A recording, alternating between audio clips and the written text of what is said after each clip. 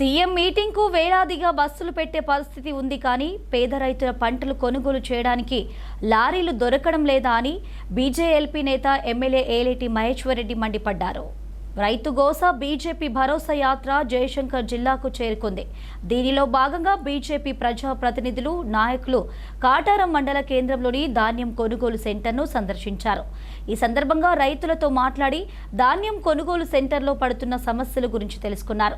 వారితో పాటు ఎంపీలు ఈటల రాజేందర్, రఘునందన్ రావు, ఎమ్మెల్యేలు రాకేష్ రెడ్డి, వెంకటరమణారెడ్డి, ఎమ్మెల్సీలు, ఇతర ప్రజాప్రతినిధులు రైతు గోస బీజేపీ భరోసా యాత్రలో భాగంగా రైతుల సమస్యలు తెలుసుకున్నారు. అనంతరం వారు ప్రభుత్వంపై విమర్శలు గుప్పించారు. కొనుగోలు కేంద్రాల్లో ఆలస్యం కావడం వల్ల రాష్ట్రంలో రైతాంగం తీవ్ర ఇబ్బందులు పడుతున్నారన్నారు. వెంటనే ప్రభుత్వం ధాన్యం కొనుగోలు ప్రక్రియను వేగవంతం చేయాలని డిమాండ్ చేశారు. ఎందుకంటే రైతులు పండించిన పంటను అమ్ముకునే పరిస్థితుల్లో ఈ కాంగ్రెస్ ప్రభుత్వం పూర్తిగా నిర్లక్ష్య వైఖరి వల్ల పూర్తిగా రైతన్నలు అగమ్య గోచరంగా తయారైన పంటకు వాళ్లకు పెట్టుబడి రూపంలో రైతు బంధు రావాల్సిన, రైతు భరోసా రావాల్సిన అది ఇవ్వకుండా రైతులను నానా ఇబ్బంది పెడితే ప్రైవేటు అప్పులలో ప్రైవేటు వాళ్ళ దగ్గర అప్పులు తీసుకొని పంట పండించుకుంటే రైతుల పరిస్థితి అమ్ముకుందామంటే అగమ్య గోచరంగా తయారైంది. భారతీయ జనతా పార్టీ, కిసాన్ మోర్చా, భారతీయ జనతా పార్టీ నాయకులందరూ కూడా గత 2 నెలలుగా 3 నెలలుగా ఈ ప్రభుత్వంపై ఒత్తిడి తీసుకురావడం జరుగుతున్నది. చీఫ్ సెక్రటరీగా కలవడం జరిగింది, సివిల్ సప్లై కమిషనర్ గారిని కలవడం జరిగింది, అగ్రికల్చర్ కమిషనర్ గారిని కలవడం జరిగింది, మంత్రులను కూడా కలవడం జరిగింది. ఎందుకంటే వచ్చేది పంటలు కోస్తున్నారు, ఇమీడియట్ గా ఈ కొనుగోలు కేంద్రాలలో పూర్తిగా సరంజామాను మీరు తయారు చేసుకోండి అని చెప్పి, సమాయత్తం చేసుకోండి అని చెప్పేసి చెప్పడం జరిగింది. కానీ ఈ పూర్తిగా కాంగ్రెస్ ప్రభుత్వం నిర్లక్ష్య వైఖరి వల్ల కొనుగోలు కేంద్రాలు లేట్ కావడం వల్ల ఈ అకాల వర్షంలో పంటలు కూడా ఈ పండించిన పంట కూడా నష్టం జరుగుతున్నది. ఎందుకంటే ఇటువంటి పరిస్థితి అసలు కూడా పూర్తి స్థాయిలో ఈ ప్రభుత్వానికి తెలుసు.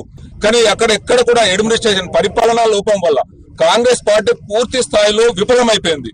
ఎందుకంటే ఈ కొనుగోలు కేంద్రాలలో పంట ఏదైతే వస్తుందో పూర్తి స్థాయిలో కేంద్ర ప్రభుత్వ నిధుల ద్వారానే కొనుగోలు చేయడం జరుగుతుంది. దానికి బార్దాన్ గాని, సుతలే గాని, ట్రాన్స్పోర్ట్ గాని, మిల్లింగ్ గాని, ఏ ఖర్చు అయినా గానీ పూర్తి స్థాయిలో కేంద్ర ప్రభుత్వ నిధుల ద్వారా జరుగుతుంది. ఇక్కడ ఒక ఏజెంట్ గా ఈ కాంగ్రెస్ పార్టీ ఇక్కడ ప్రభుత్వం వ్యవహారం చేయాలా? మీరు చూస్తున్నారు, రాత్రి వర్షం పడ్డది, ఎంత అధ్వానంగా తయారైంది ఈ పరిస్థితి. రైతులందరూ కూడా ఈ రోజు నానా అవస్థ పడుతున్నారు. కానీ ఈ ప్రభుత్వానికి నీరెత్తినట్టు లేదు. భారతీయ జనతా పార్టీ డిమాండ్ చేస్తున్నది, మీరు ఇమీడియట్ గా ఒక వారం రోజులలో ఈ కొనుగోలు కేంద్రాల్లో ఎక్కడైతే ధాన్యం వచ్చిందో ఆ ధాన్యాన్ని పూర్తి స్థాయిలో కొనుగోలు చేయాలా. దానికి కేంద్ర ప్రభుత్వం నిధులు మీకు ఇవ్వడానికి రెడీ ఉన్నాం కాబట్టి మీరు ఎక్కడ కూడా తాత్సారం చేయకుండా రైతులను ఆదుకోవాలని చెప్పి భారతీయ జనతా పార్టీ డిమాండ్ చేస్తుంది. ఈ కసాయి కాంగ్రెస్ ప్రభుత్వం రైతు వ్యతిరేక ప్రభుత్వం. 2 నెలల నుంచి ఎన్నోసార్లు మొరబెడుతున్నాం ఆల్ డిపార్ట్మెంట్స్ కు, ముఖ్యమంత్రి గారికి, మంత్రులకు.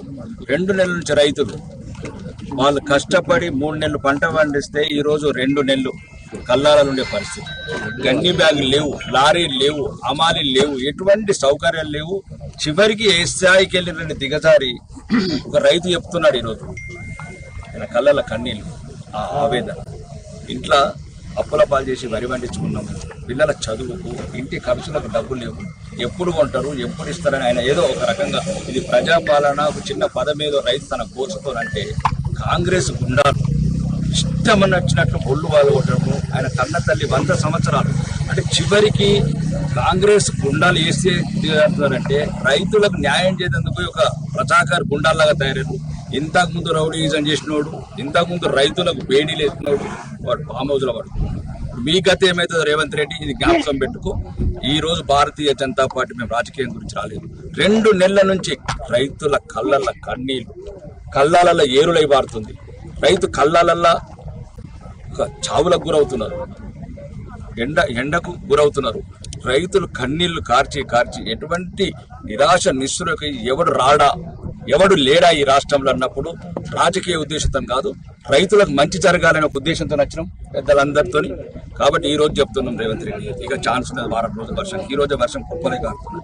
ఇంకా వారం రోజులలో మళ్ళీ నువ్వు ఏదో ఒక రకంగా ఇంతవరకే రైతు 30,000 కోట్లు ఎట్లా ముంచినావు, రైతు భరోసా ఇస్తాను 3 ఎగ్గొట్టినావు, 15,000 ఇస్తాను అది ఎగ్గొట్టినావు. ఆ డబ్బులన్న రైతులకు గన్ని బ్యాగులు కొనియండి, ఆ డబ్బులతో లారీలు కొనండి రైతులకు. కాబట్టి ఇది ఒక రైతు వ్యతిరేక ప్రభుత్వము. ఈ వారం రోజుల వరకు చివరి గింజ కొనే వరకు ఈ భారతీయ జనతా పార్టీ మొత్తం రైతుల వెంబడి ఉంటుంది. విలేజ్ లో రణబేరు మోగిస్తాము. అవసరమైతే రైతులను తీసుకొని రణయాత్ర చేస్తాము, దండయాత్ర చేస్తాము. నీ ప్రజాభవన్ కావచ్చు, నీ సెక్రటరీలు ఉన్న నీ కుర్చీని కూడా కదులుస్తాము. ఈ రైతులకు న్యాయం చేయ వరకు భారతీయ జనతా పార్టీ చివరికి వరకు కూడా వాళ్ళు ఎంబడి ఉంటుందని చెప్తున్నాం.